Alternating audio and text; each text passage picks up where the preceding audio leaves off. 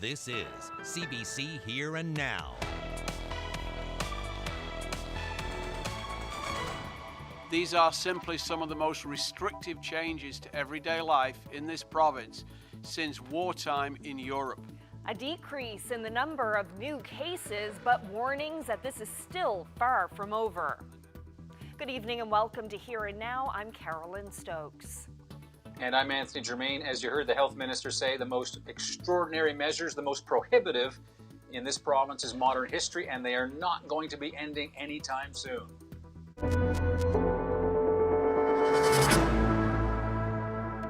Health officials say there are 4 new cases of COVID-19, all in the eastern region. That brings the total to 152. 120 of those are tied to Call's funeral home. 11 people are now in hospital, 2 of them in intensive care. The number of cases announced each day is getting smaller, but officials warn it's still too early to relax the restrictions. The COVID-19 virus is in our communities, and we are still at the beginning of this pandemic. If you want to know the potential for what could come here, look no further than Ontario and Quebec today and see the challenges that they face. Well, let's bring in here now is Peter Cowan. Peter, with a total of 152 cases of COVID-19, one of the questions a lot of people are asking is why not just shut down the province, put it on lockdown for a few weeks just to stop the spread of the virus? And Carolyn, there certainly are lots of restrictions in place right now, from stores that are shut down to all sorts of everyday events that are canceled, people who aren't even allowed to leave their homes. But that is one question that I have received a lot. Why not just say no stores at all, no businesses, everyone has to stay home, and that will prevent the disease from spreading? It seems kind of simple, but unfortunately, it's not. I put that question today to health officials, and here's what they said. That's not going to work, number one, and that's why we don't do it. So what we know about this virus is that, 2 weeks is the incubation period for one person being exposed to that virus. It's not the incubation period for a full population. So there may still be people who will come in afterwards who will have the virus, and we will just end up having to do the same thing again. The evidence has been clear that 2 weeks of shutting everything down is not effective. This is going to be prolonged, it's going to take several months, and it's going to be social distancing and the measures that we have in place now. Locking people in does not necessarily not lock the virus out of Newfoundland and Labrador. This virus has been traveling around the world for over 4 months now. And so simply taking a 2-week period and keeping everybody inside and shutting everything down doesn't necessarily mean that it wouldn't be back in 2 or 3 months or 2 or 3 weeks' time. We're going to be at this for weeks yet and maybe months. And that's why when Dr. Fitzgerald's orders have been issued, what we're saying is, what do we need to keep life going at a basic level over 3 months? This is not 3 days, it's not 2 weeks. This is at least 3 months. And we're only into the beginning of week 3. Pretty strong words there. And Peter, speaking of restrictions, some stores have put purchase limits on items like milk and eggs. So what's the province doing to address that? Yeah, the other big one is chicken that we've seen. And interestingly, those are all products that are produced here in Newfoundland and Labrador. The Premier has talked to suppliers. He says there's absolutely no issues in the food chain. There's plenty of production. These products are available. And so, in fact, the province just put out a news release late this afternoon saying they're asking all retailers to end those restrictions because people are supposed to be stocking up, limiting the number of trips to the store, and especially as, for example, one person may go and shop for several families, they want to encourage that behavior, which means they may need to buy more supplies. So he's asking them to stop that. Carolyn? Thanks, Peter. It's Here and Now's Peter Cowan reporting. Well, fewer new cases announced today, but you heard officials say that this is still just the beginning. They say it's only week 3 of a situation that's expected to last for 12 weeks. I think it really is crucial that we remember there is no time for complacency. We are not out of the woods yet. It is crucial that Dr. Fitzgerald's orders are followed and respected. These are simply some of the most restrictive changes to everyday life in this province since wartime in Europe, and that is no exaggeration. To those of you who were in that first group of people involved in the Coles Funeral Home spread, those of you who will be coming out of isolation tomorrow, you're not let off the leash. You're not to run free. You are to go and stay and respect the principles of self-distancing, of physical distancing. It is important, however, that you also realize that that doesn't necessarily mean social isolation. You can stay connected, but you must stay apart. Well, going to the cabin or summer home is a regular activity in this province, but should people be going during this time of self-isolation and physical distancing? Canada's Chief Medical Officer has this to say. Urban dwellers should avoid heading to rural properties, as these places have less capacity to manage COVID-19. And given that there are now 143 cases in eastern Newfoundland, and with Easter just around the corner, there's temptation to flee to your home away from home. But should you? Anthony joins me now. So Anthony, you have to stay where you are in self-isolation, but for those who don't, what's the risk of going to your cabin or summer place? Well, this is the interesting thing that Dr. Tam has put on the national agenda. And if we take a look at her Twitter account from last night, she continued with it, saying that COVID time is not cottage time. So that got us on Here and Now to thinking, well, what about cabin time here in our province? The cabin, almost an institution. Thousands of people own other properties, whether it be in Bonavista or Terra Nova or the Eastport Peninsula. Same thing in Corner Brook, with people owning really great places heading up the Northern Peninsula, as well as further west of the Codroy Valley, people in Labrador as well. But should we be going to these places? That's the fundamental question. And I got a statement today from Municipalities NL. This is from the president, Sheila Fitzgerald, who says, please heed the national advice and just stay home. Cabin owners choosing to wait out COVID-19 at a secondary residence could put additional stress on the hospital and medical facilities there. And this issue came up at today's COVID-19 briefing here in Newfoundland, Labrador. From my point of view, I would suggest that it depends on what you're going to do wherever you are. If you're going to go to the cabin, then you need to maintain the principles of physical distancing. It may be harder to be socially connected at your cabin under those circumstances. Traditionally, we all know that literally cabin parties are part of the fabric of weekend life here, particularly when the snowmobiling is good. But those are adjustments that it's really crucial to make. My worry is, having travelled home last weekend, seeing lots of pickups by the side of the road in clumps, and worrying that what people are doing is they're socially connected and physically distant at home, but they're socially connected and physically connected when they're in the woods, and that really undoes it all. The virus doesn't have a postal code, and it doesn't respect postal code or communities or locations. So you're just, if you do not practice the guidelines that have been put in place, like Minister Agee said, you're just as exposed on some pond or lake in remote Newfoundland and Labrador if you're around a crowd of people as you are in downtown St. John's. So Anthony, as you pointed out, so many people do own second properties in communities around the province. What are some of the mayors in those locations saying about this? Well, it was an interesting day, Carolyn, of hitting the phones, talking to some of the mayors of some of these beautiful, picturesque places where a lot of people do have secondary residences. They wouldn't do a recorded interview, and they said privately they do have some concerns, but they really don't want to upset some of the summer people, as they put it, because these are people who visit mostly from the St. John's area, but elsewhere as well, who bring a lot of money into those communities.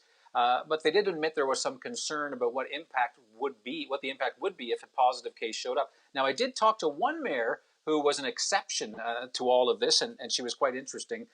Sheila Lee is the mayor of Riverhead in St. Mary's Bay, and she had a different point of view. People who are going to go out to their cabins, my only message and hope is that they will take this seriously, that they will go to their cabin for the right reason. They won't have it as a cabin party. They won't invite people from neighboring cabins to theirs.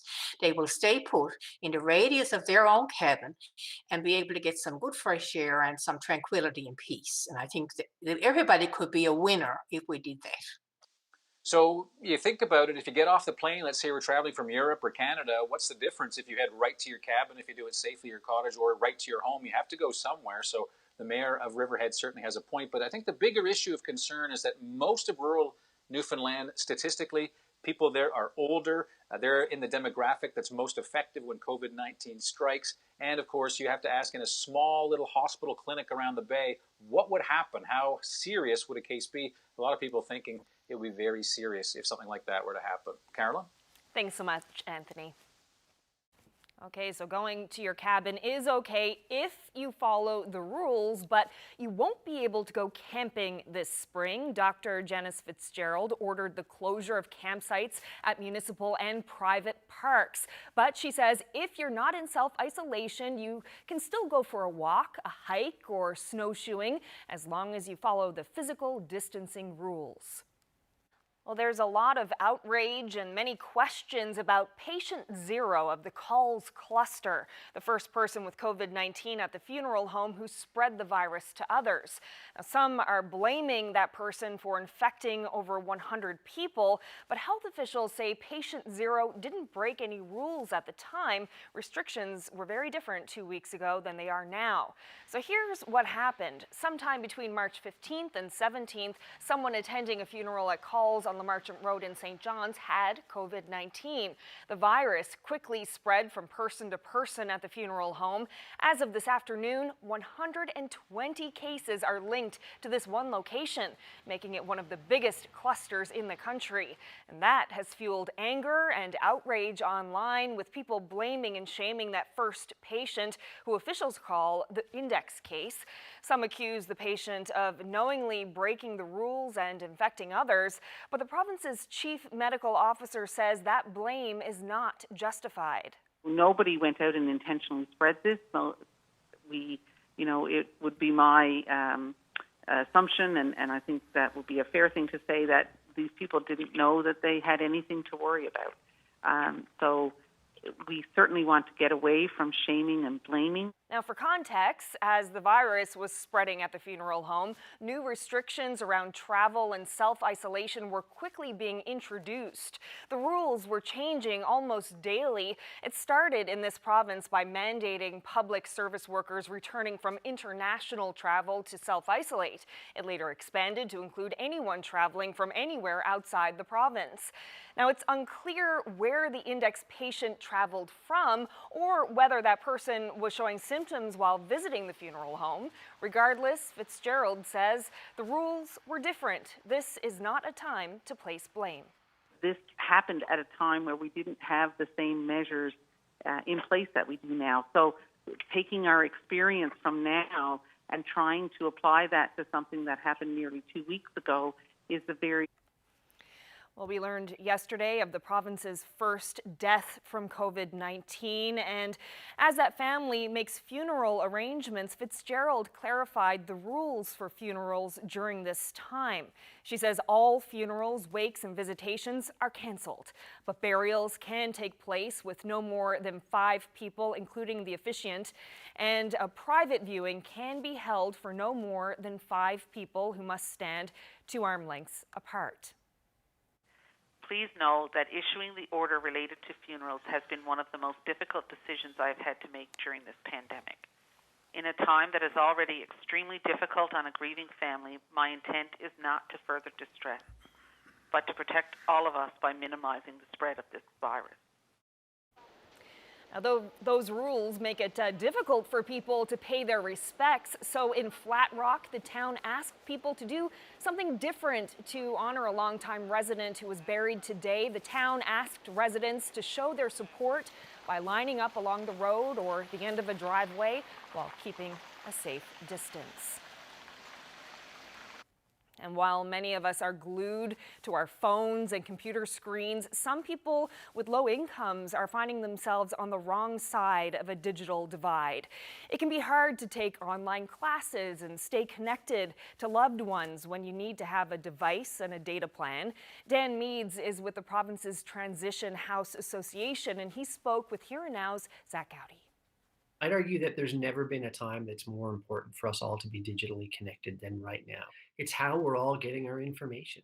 And without the ability to access that information in real time, folks just aren't getting the information that they need to make good decisions for themselves and for others. And so, we've had folks show up to community agencies here in St. John's last week who walked in, couldn't believe that nobody else was on the street and that there wasn't a lineup, had no idea about a pandemic or that things had been shut down, and were just totally confused that the state of the world had changed that quickly. And because it really did happen within a couple of days. And so if you were disconnected for those couple of days, it came as a really big shock to you. How is this problem compounded by the closure of public internet access spaces like libraries or schools? Libraries and schools are huge, and so schools obviously for the children that are attending, and libraries for all of us. But also, there's an awful lot of restaurants and cafes that people use for this digital connection, and so you can just pop out in front of a Tim Hortons almost everywhere in Canada and get online for a few minutes if you need to and use their Wi-Fi connection. You can't do that in a lot of communities anymore. And if you're milling around outside of Tim Hortons, I think you're going to be ushered away pretty quick these days because we're just not allowed to gather the way we used to. So when we think about quality of life, right, it can be really easy to trivialize that and think, hey, if someone doesn't have Netflix, well, it's not the end of the world. But right now, when we're talking about days and weeks and potentially months of social isolation, if folks don't have something to do, some of those mental health and addictions pieces get harder and harder to deal with. It's a real issue. We're seeing a lot of folks, even within the sheltering community, so transition houses and shelters, we just don't have the bandwidth for everybody to be on all the time. We don't have individual phones and rooms for people to connect to folks. It's a huge issue in the shelter and homelessness community. Well, we've got rain moving across most of the island, but up through Labrador, a number of warnings in place, some winter storm warnings as well as some blowing snow advisories. I'll have all those details in your full forecast coming up.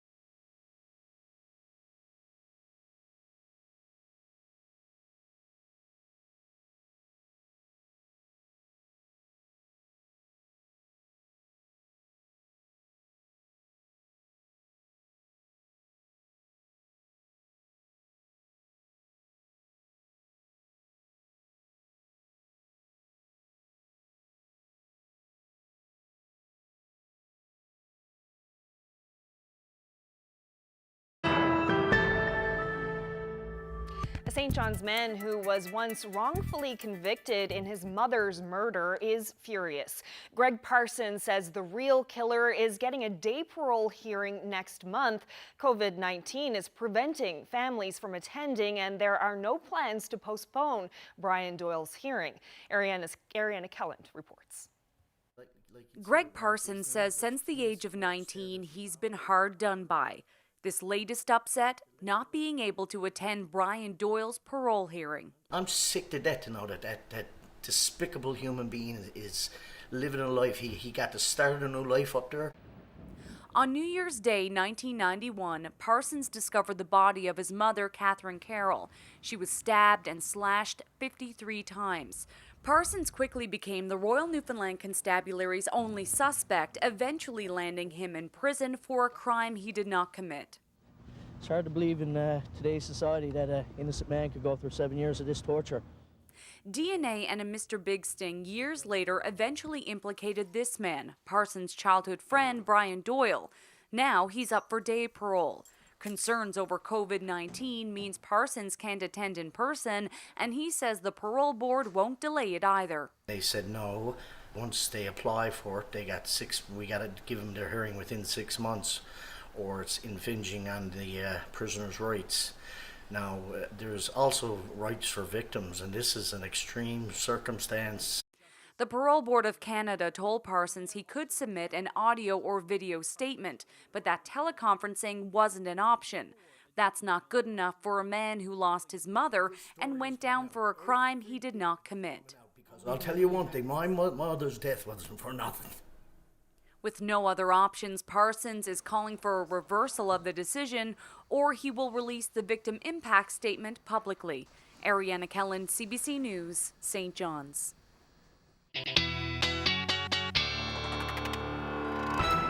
Time to bring in Ashley now with a look at the weather forecast. So we're at the end of March. So will the old saying about March coming in like a lion and out like a lamb hold true for us? Yes, if it's a gently falling rain lamb, for sure. We are looking at some showers. That's an image. Continuing. That is an image, that's for sure, yeah. Let's take a look at those temperatures, though, because they've been mild across the island through the day today. We saw temperatures around 3 degrees for St. John, similar temperatures across the board. South Coast, a little warmer. Areas on the Burin Peninsula seeing a high near 7 degrees today. Stephenville at 6, and then we've got those temperatures above 0 up through Labrador as well. So today we did see some sunshine, which helped those temperatures nicely through parts of the island. A little bit more cloud cover made its way back in for the metro area, so we didn't unfortunately see a ton of cloud cover, or we did see a ton of cloud cover rather this afternoon, and then some showers moving in. That's what's going to continue as we head through the night tonight.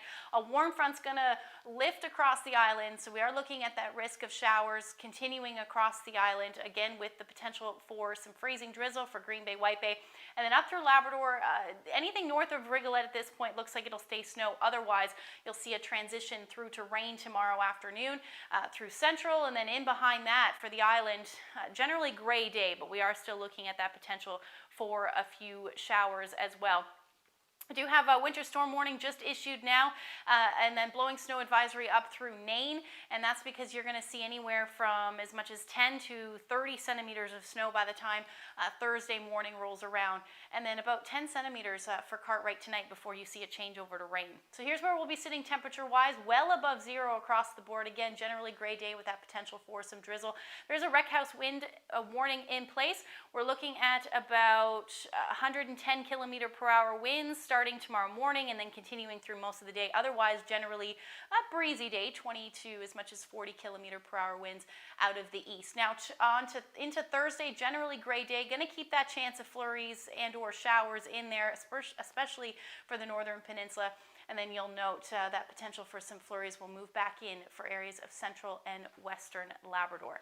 Here's where you'll be sitting temperature-wise again on Thursday, well above 0. Have 8 degrees in for Corner Brook. That might be a little bit optimistic, but at this point, that's what we're looking at. 3 degrees for Happy Valley, Goose Bay. And again, that changeover from some showers back over to snow for most of us, and then Cartwright looking at a high near 3 degrees. So just before we leave you tonight, it is feeling not a whole lot like spring, but I mean, this is typical spring weather for Newfoundland.